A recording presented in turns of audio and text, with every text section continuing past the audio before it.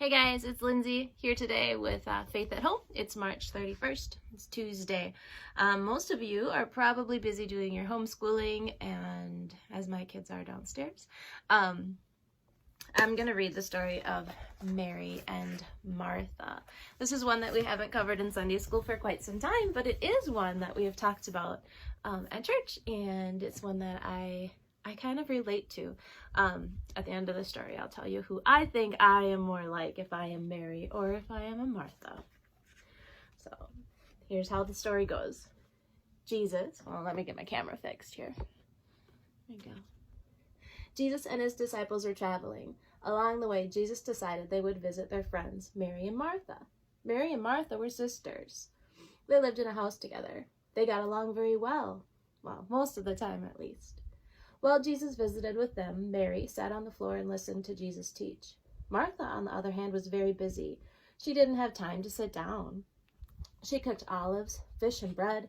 She cleaned, sweeping the dirt floor and shaking out mats. Martha worked hard to make Jesus' visit special.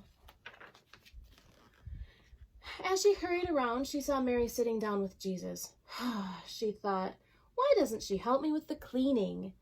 A few minutes later, Mary was still sitting as Martha worked. Martha got a little bit angry.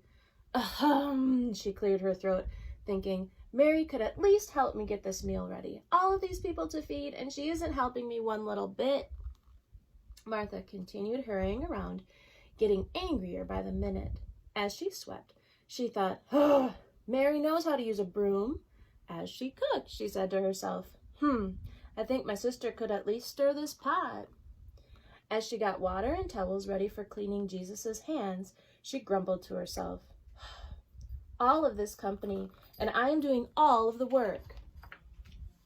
Finally, when she was still working and Mary was still sitting, Martha couldn't take it anymore. She burst into the room, interrupted what Jesus was saying, and put her hands on her hips and said angrily, Mary, please get up and help me.